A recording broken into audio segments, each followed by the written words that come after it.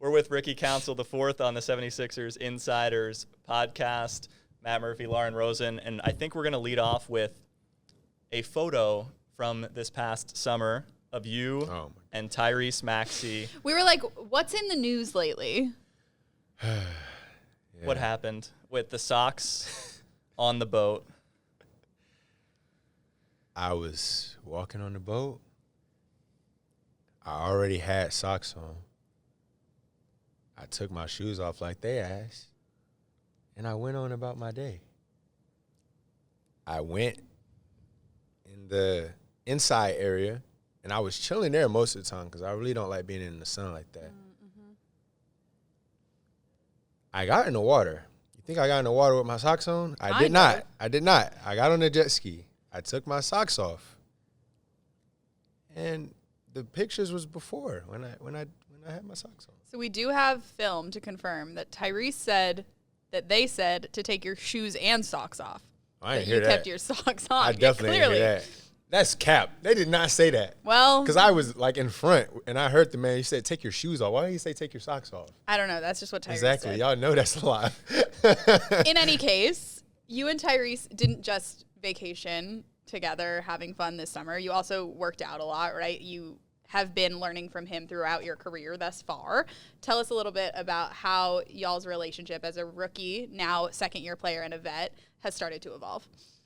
I mean, I think it just started me competing and him just seeing my work ethic. You know, he's all about work, the 1% better every day. So we joke about it all the time, like especially in the last 2 weeks. He told me today, talking about he thought I was the worst player he ever seen during this time last year. I'm like, man, stop playing with me. But, I mean, I definitely wasn't nearly as good as I am now. So just thinking about the growth and how far I've come from then to now. And then when I got the opportunity to play with him on the court and like games like the Spurs and Cleveland and Washington and whatnot, I mean, I think I helped him and I helped the team just look good overall. So I think that's where it kind of started. It's interesting that you mentioned the Spurs game. When we talked to Coach Nurse and we asked, let me rewind a little bit. He shared that in his first season as head coach, he wanted everybody in the crowd to leave every night and say, wow, that team played really hard, win or lose, home or away. Those 76ers played really hard. And I asked him for an example, and he said the playoff games, obviously, those were super hard fought against the Knicks. But the first game that he mentioned specifically from the regular season was that San Antonio game where you didn't come in until super late and made a massive difference. What are you going to remember about that sort of breakout performance? Obviously, you had some great ones before, but that was sort of the one that put you on the map. What will you remember about that night? I mean, it was honestly probably one of the more crazy games I've played ever. Like, not getting in the whole game, and I'm still watching, cheering my teammates on, whatever. We made it, but it wasn't looking so good, honestly. And the coaches, who was it? It was either B. Gates. It might have been B. Gates. He just, like, grabbed me real aggressively, like, you're going in. I'm like, okay. You looked up at the clock and you said, are you sure? Let's do it. Put me in. I think I scored back-to-back, one off a curl, maybe a fast break, and then obviously I was out there guarding my tail-off. So, I mean, then next thing you know, the momentum just kind of shifted, and then Reese was doing what he was doing, and next thing you know, we going into overtime, and then so I went from not playing, 12, 24, 36 minutes to playing, probably ended up playing 22. That's crazy. Fourth quarter and 2 overtimes. So that's just a great example of staying ready and being ready. So, yeah. 11 points, 4 steals in 22 minutes. Tyrese Maxey, 52 points in that game. That's going to be one that Sixers fans remember for a long time. When it comes to your rookie NBA season as a whole, I mean, you were also a finalist for G League MVP, but like between the G League and the NBA, what else will you remember about your rookie professional season? I mean, I need to give love to the G because, I mean, I didn't know much about NBA or the G League, especially G League, but I mean, my time down there is so underrated because that's where I really developed. Every time I came from up here and went down there and then came back up, it was improvement every time. And just the game felt so much easier, and I felt so much more comfortable. And I feel like Jaquavion and Javante and Kenny, whoever else was on two ways last year, could say the same. It was just because we're doing everything we're doing down there, but I'm getting the touches. I'm getting the reps that the Tyrese or the Joel is getting. So that's what I was doing down there. So just having those reps and just figuring out where to be on the court, I mean, that just helped them. When I came up here, it was just that much easier. I mean, and then obviously playing in the games, and the crowd was fantastic down there in Wilmington, and traveling and playing in the playoffs and all those G League conditions. It was crazy, but I loved it, and it shaped me for sure. And you said you were kind of hyper aware of players who were drafted ahead of you, like that played in the G League last season? 1,000,000%. I always have been, I always will. Even in high school, I always knew who was ranked higher than me, so when I played them, I always tried my best to outperform them. And to this day, I always remember who's in my ranking class, who's in the draft class. I probably remember by the back of my hand, so I always know. Yeah, the reason I brought that up is because there were some of your best G League games were against teams that maybe had 3 drafted players in the starting lineup or something like that. When I think of last season, young guys and vets alike, there was a lot of roster turnover. When you think back to your rookie season as a whole, as we've been doing, who stands out besides Tyrese among players that had an impact on you as a rookie? Take your time. I would say I talked to y'all about Tobias a lot. Other than them two, I would say maybe like a Pat Bev. I mean, he was always a 1,000,000% honest, and he really didn't have a filter. So I mean, that was cool with me. I can take all of that, and I like being around people like that. So. And I'm curious as well about coaches, because you guys, for those that don't know, work with player development coaches sort of on an individual on-court basis. And then, of course, there are the coaches that are on the bench that are sort of running things at a high level.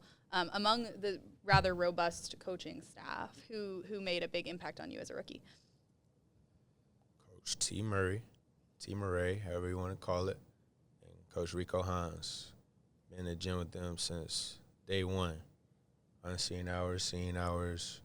LA, games, like before, pregame stuff. So, like, it's a whole lot of work. It's crazy to even think about how much work we've put in.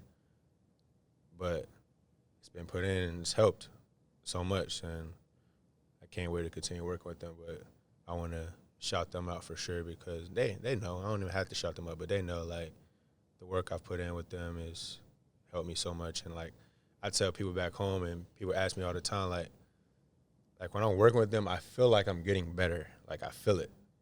Like, not this is nobody I worked with in the past, but like I can look back and be like, dang, that's the move he was telling me to do, and it actually worked. Like, that's what he told me to do, and it actually worked. So, shout out to them. You led me right to my next question. I wanted to hear about your experience at the Rico runs this year as someone that now has NBA experience under his belt, that has now rookies playing alongside you for weeks, learning from you. For those that haven't had an experience or haven't been a part of that experience before, what were the Rico runs like for you this year? No, it was real good. I mean, last year, I feel like that was just an opportunity for me to see if I was NBA ready. I mean, obviously playing in Summer League, that's against pretty much just younger guys, and a lot of those guys, honestly, probably didn't end up being on the NBA roster.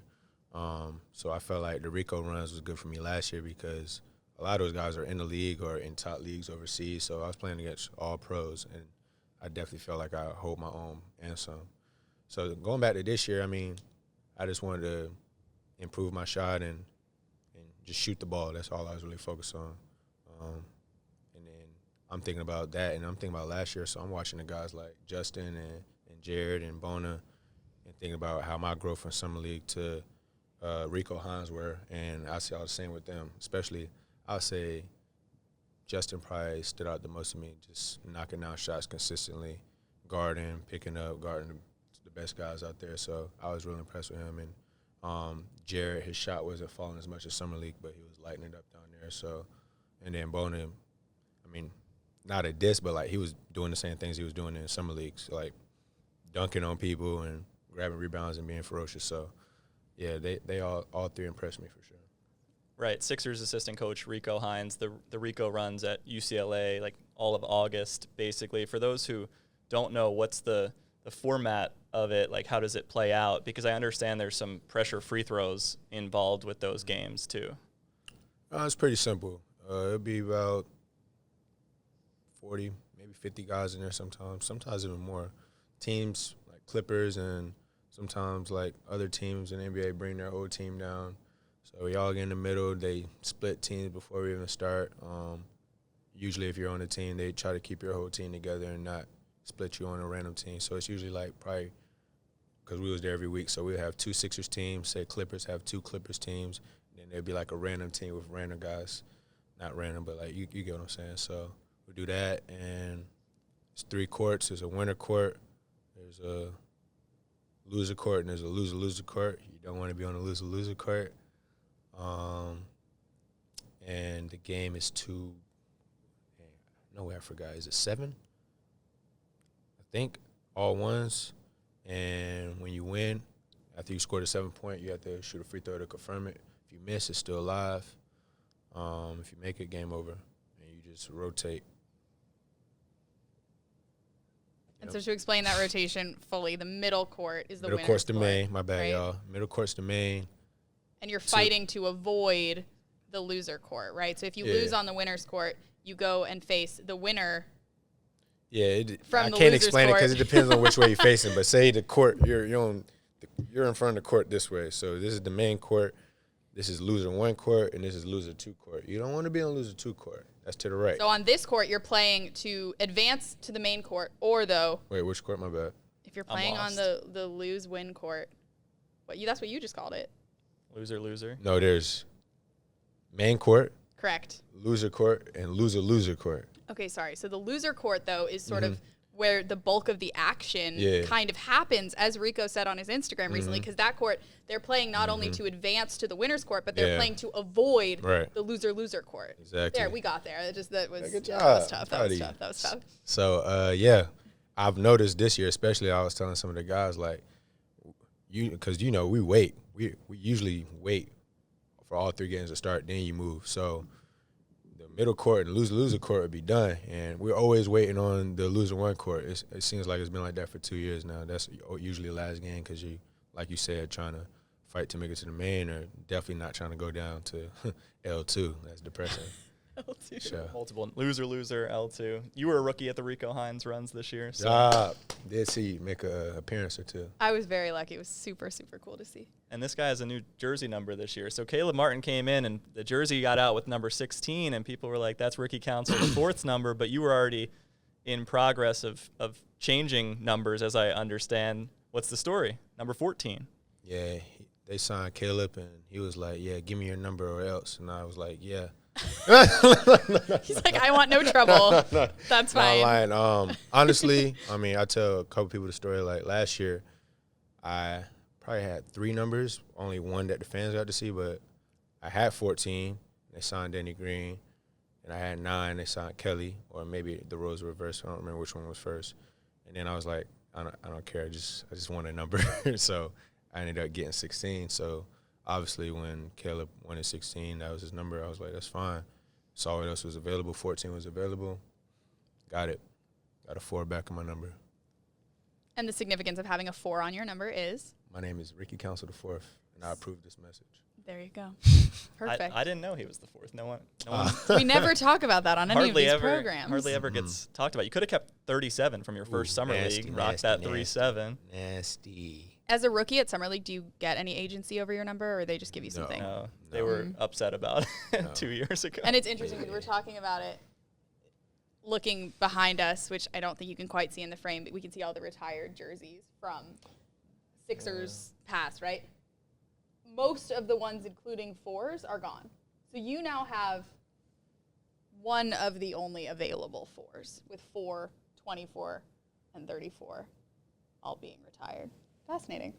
If you could put Counsel on the top and then just IV as your number, would you do that if it was allowed by the league? That'd be hard. It would be tough on the refs probably to signal. Like, IV, foul. Well, they could just do this, right? Oh, but that would be 12. Okay, never mind. Well, yesterday, Let's try. on a recent episode of Courtside Comparisons presented by NerdWallet, Lauren and Kelly Oubre Jr. said he would potentially change his name to just the wave emoji in the future. So, wait, what? He would change his So you know name how to the wave Prince's emoji. name for a while was a symbol, and he became the artist formerly known as Prince. Look it up. You'll like, or ask Coach Nurse. He'll explain it to you. And so Kelly said that he at some point would like for his name to also be a symbol, but specifically the wave emoji. And I said, only Kelly Oubre. Only Kelly Oubre. There you go. But then it's like, how do you introduce him in the arena if his name is a wave emoji? You could just say, this is wave. The fans do the wave. That would be cute. I like that. I like that. Ricky, we're doing a brain teaser with the group this year ahead of the season. How much do you remember about your rookie debut? I do. Yeah, I remember. What do you remember about your rookie remember debut? scoring my first bucket and Mo wiping it off the rim. And they called him basketball interference. Brutal stuff. Do you remember when it was, who you were playing, which jersey you were wearing? It was in February. Nope. January? Yes. I thought was it late January? Nope. It was early January? It was January 2nd, 2024. Look at me. I don't know what I'm talking about. Okay, January 2nd, 2024. I was wearing a blue jersey. Playing against? The Chicago Bulls. There you go. I had twist in my head. Win or loss? Win. Correct. Definitely win. Do you Shout out remember Andre Drummond. the starting lineups of both teams? You got one of them. Oh, yeah. Now the Bulls, sheesh. Start with the Sixers then. Oh, okay. Here we go. We have Tyrese Maxey, Nico Batum, Joel Embiid, Tobias Harris, Kelly Oubre. Wow. Wow. 5 for 5. It's like the next Sean McVay, the Rams coach, Get that brain. remembering specific All right. plays. Now the Bulls. The Bulls. 3 of them are no longer Bulls heading into the 2024-25 Before season. he even starts is crazy. Go for it. Andre Drummond. Correct. Yes, sir. Kobe White. Correct.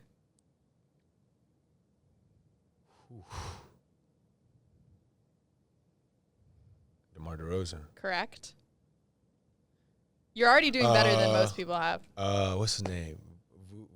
No. Nope. He must have been injured that day.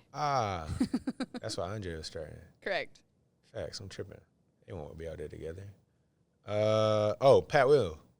Correct. And last one. They're two guard. You know this. I do? Mhm. Now I got to think about their team. Is that Levine? Nope. No. He was out. He was out. Yeah, that's what I was saying. I don't remember seeing him. But Yeah. the way you say you know this, But sorry. Okay, so it's someone that when you think about the Bulls last season. Alex Caruso. There you go. Very Yeah. good. That was great. Yeah. Well done.